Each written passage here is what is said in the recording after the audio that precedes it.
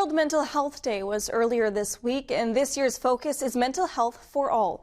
It's something the Courtnall brothers are hoping will become a reality.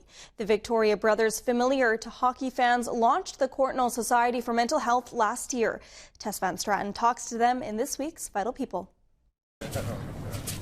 For former hockey players Bruce and Jeff Courtnall, raising awareness about mental health is a cause very close to their heart. Our family suffered greatly with the tragedy of my dad committing suicide, and I think now, we've made it, one of our main priorities is to raise as much money as we can and awareness for people in BC and around the country.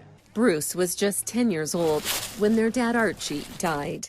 It was just a huge loss. You go to school and your friends know you've lost your father. They don't know what to say. We didn't know we didn't speak of it. We were that family that held it in. Back then, it was I think it was shameful, and we felt that it was something we just wanted to hide. Knockdown tip, missed by Courtnall, he scores! During his high-profile career as an NHL hockey player, Jeff finally broke his silence during the 1994 Stanley Cup playoffs. When I don't score for a while, I start to lose my confidence. A lot of people didn't know, and it probably helped my family a lot because we really all came together and had a big release. He got up every Saturday morning with us at 5 o'clock and took us to the rink and skated with us from 6 to 8 while they're inside hockey. Credit goes to so many of you that you got behind this. Along with brother Russ, they started fundraising almost 20 years ago to open Royal Jubilee Hospital's Archie Courtnall Centre, which has seen more than 60,000 patients come through its doors. It's been just great to get out and help as many people as we can, and there's so many to help. And the bigger thing is talking about the stigma and getting people to talk and open up, and I think it's getting, it's come a long way since we started in 2003.